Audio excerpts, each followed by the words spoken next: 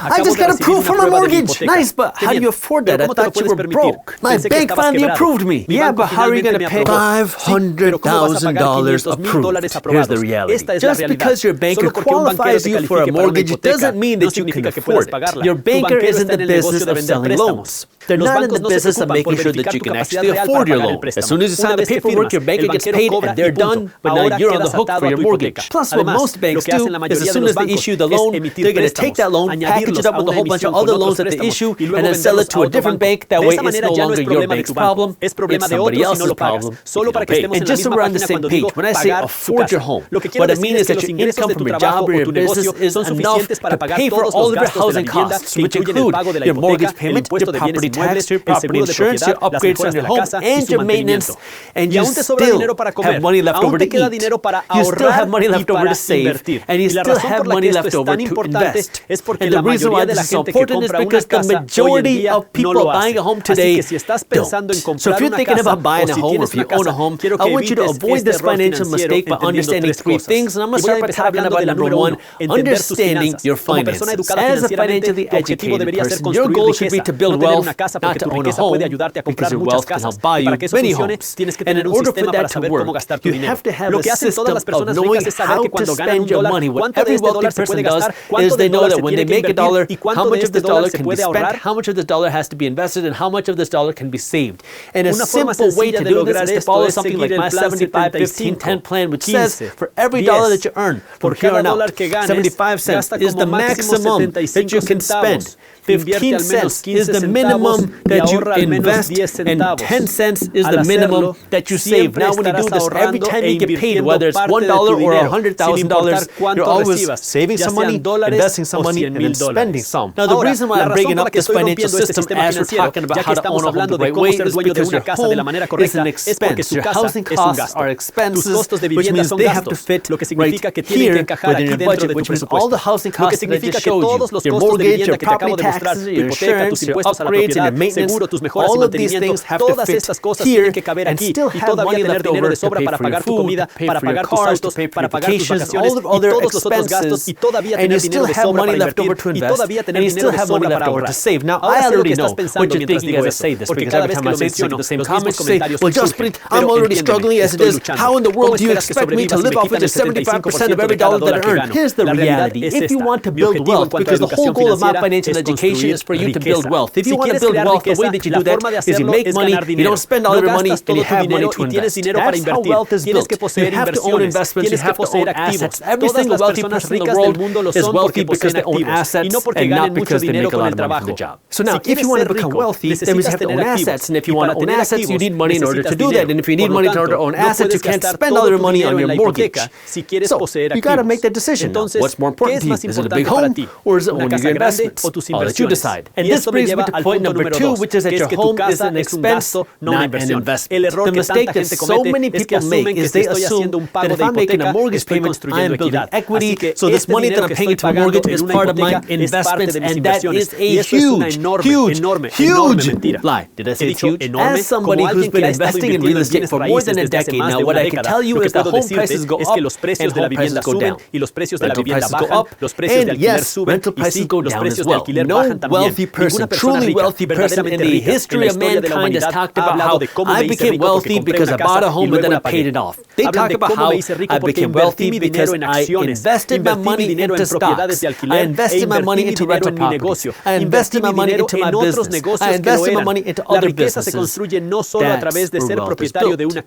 Not through just owning a home. Now, owning a home is not a bad thing, but you have to understand that owning your home is not an investment. Owning your home is an expense. And I understand that creates a lot of emotion and a lot of controversy. And I get this because I am also a licensed realtor. I don't work as one anymore, but as a licensed realtor and as a banker, what are you told? You're told that these homes that your clients are buying, it is the biggest investment of their life. And guess what? It is the biggest investment of their life. It's a little bit easier to buy a little bit bigger un poco más grande, un poco más bonita. Porque si puedes pagarla, puedes pasarla a la siguiente generación y construir esta generación de riqueza a través de la propiedad de la vivienda. Pero lo que en realidad hace es asignar un cheque de comisión más grande a gente como yo, tu agente inmobiliario o tu banquero, y luego te quedas con los pagos de la hipoteca. Y si no puedes hacer frente a los pagos de la hipoteca, bueno, ahora estás sacrificando tus inversiones. Así tienes más dinero para pagar la hipoteca. También estás sacrificando tus ahorros para tener más dinero para pagar la hipoteca. ¿Qué es lo que le acaba pasando a tanta gente? Es que tienen esta gran casa pero ninguna riqueza real. Ahora podrías pensar que estoy construyendo equidad en mi casa a medida que pago la hipoteca. Sin embargo, cuando obtienes una hipoteca fija a 30 años, los bancos aplican cargos iniciales. Durante los primeros 14 años de la hipoteca, más de la mitad del pago se destina a intereses para el banco. Pero sigo construyendo mi libertad al tener esta equidad. Puedo mostrarte algo si no me crees.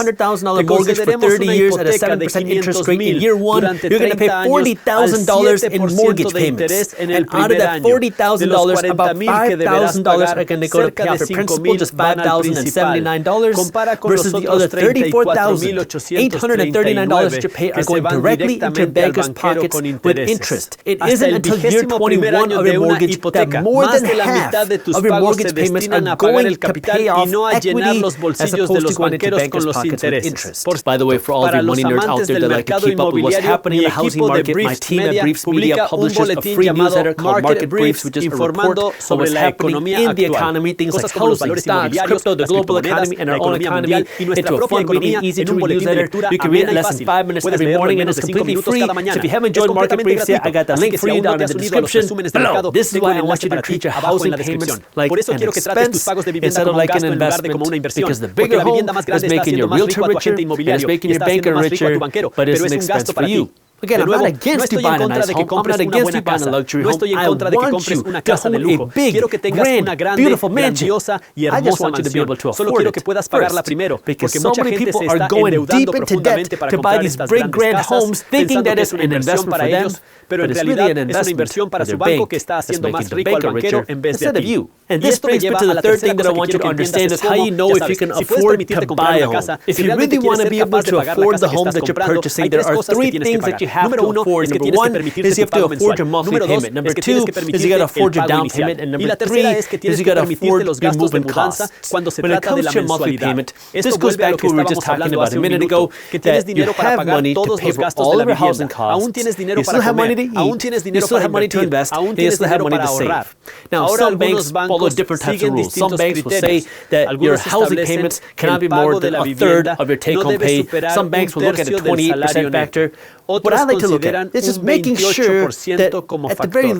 Quisiera verificar esto para asegurarme de que aún dispongo de dinero para invertir y ahorrar según mi preferencia en los gastos. Porque si quiero vivir en una casa más grande y tener coches más pequeños, encontrar si quiero coches más grandes y casa más pequeña, bien, solo asegúrese de que puedo financiar todos mis gastos y todos mis gastos dentro de la parte de gastos de mi cartera, dentro de la parte de gastos de mi presupuesto. Lo que me lleva al número 2. El pago inicial ahora entiendo, es muy popular, especialmente hoy en día, y los precios de la vivienda son mucho más altos para buscar alternativas para pagar altos pagos iniciales. La realidad es que al buscar pagos iniciales más bajos, como el 10%, 5%, 3% o 0%, se corre ciertos riesgos. Por un lado, al tener un pago inicial menor, se tiene menos piel en el juego. Por otro lado, además de tener menor pago inicial, también se deben considerar otras condiciones como el PMI y tipos de interés más altos, ya que para el banco es una inversión prestar dinero. And when you have less skin in the game, you are a bigger risk for the bank. And when the bank is taking a bigger risk, they need a bigger return from you. And so when they want a bigger return from you, they charge you other fees like PMI, or they charge you higher interest rates. Versus if you can come to the table with a bigger down payment, which is why I like to see a minimum of a 20% down payment, if not 25%, but ideally a minimum 20% down payment. Now you can avoid the fees like PMI, you can avoid the higher interest rates, and now get the best rates for you. I get it. Entiendo que es más costoso y requiere más trabajo. Pero cuando compras una casa, tu objetivo es acumular capital en la casa tal y como está. Y si estás construyendo equidad a través del dinero del banco, bueno, ahora tienes que devolver ese dinero más los intereses. Cuando pagas el enganche, estás construyendo la misma equidad. Usted acaba de comprar sin el interés. And number 3 are the moving costs. Now, what I mean by moving costs here is number 1, if you're going to get movers to move your furniture from one home to the other, that's expensive. Make sure you factor that in. Make sure you factor in your closing costs. And number 3, if you buy a home, what ends up happening to a lot of people is you walk through and you say, oh my God, this living room is so amazing. I can't wait to buy a brand new sofa. I can't wait to upgrade the kitchen. I can't wait to finish the basement. All these things cost a lot of money. And if you haven't budgeted for them, lo que what hace a lot mucha of people gente do es cargar is ese they dinero put a this su money on tarjeta their de credit crédito. card, they get a Consiguen home una equity línea line de of credit, crédito they get some other hipotecario, form of alguna otra revolving forma de financing, financiación and now you go renovable into y debt ahora to te pay for endeudas para pagar this los gastos de moving la cost. mudanza. I No don't quiero want que you to hagas do eso. that. Plan Planifícalo. for it. Sepan cuáles Know van a what your ser sus costs are going to costes. be. Plan for Prevean the los moving gastos de costs. mudanza. Plan for the Prevean las upgrades. mejoras. Plan for Prevean los whatever muebles que furniture you need necesiten and y put that reserven money ese aside dinero y hagan un and budget for presupuesto that por ahead of adelantado. time. Así That way you no don't have tendrás to que go into debt endeudarte because porque hace I poco compré un recently bought a sofa. Hablé I de talked esto en about uno de this in mis one of my vídeos recent videos. recientes. It was Era caro expensive. y cuando And when I estaba was comprando purchasing el the sofa, sofá, the el sales gerente de manager ventas was fue muy very agresivo tratando de aggressively venderme trying la to sell me financiación de este financing sofá on the que yo sofa, no which quería. I didn't Y want. cuando And empecé a when ver I cómo se started to see normalizaba how esto de kind of vender was esta normalized financiación, to sell this le pregunté financing, a la I jefa de asked ventas, the sales ¿con qué manager, how frecuencia often compra do la people gente esta buy financiación this para muebles? financing for Y me furniture? dice And she que says that casi pretty todo much el mundo everybody al que that le I sell vendo furniture muebles to me buys compra la financing from financiación. me. So, Así que quiero que dejes I de hacer want lo you que hace to todo stop el doing mundo. what everybody else Planifica con does. antelación, haz Plan un ahead, presupuesto y ahorra budget, ese dinero antes de and tiempo. Y save dirás, that bueno, money ahead of Jaspreet, time. no And you're tengo going to say, dinero well, para comprar Jaspreet, el I don't sofá have the ahora money to mismo. buy that Pues aquí sofa está la right now. cosa. Well, here's Cuando the lo thing. financias, When you finance todavía it, tienes you que still have pagar to el pay dinero the por él, money for ¿verdad? it. La cuestión Right? The es, question is, ¿lo are you vas a going to pay pagar for it ahora now, o lo or vas are a you going to pagar pay for it después later más plus los intereses? interest? I'd rather you pay Prefiero for it now pagarlo ahora without sin los the intereses. interest, and Y eso that puede might mean significar que no you don't compres buy ese that sofá. sofa now. Ahora, eso That might podría mean you significar buy que a compres used un sofa sofá now. usado. That might mean you don't buy Puede que as no nice compres of a un sofá sofa tan now. bonito, pero al But menos at te lo least you puedes can permitir. afford it. Porque cuando Because when financias you algo, finance todavía something, tienes que pagarlo. you still De have to hecho, pay for tienes it. que In fact, pagar you have más to pay por ello more for it porque because tienes you que got to pay pagarlo for it plus más interest. intereses.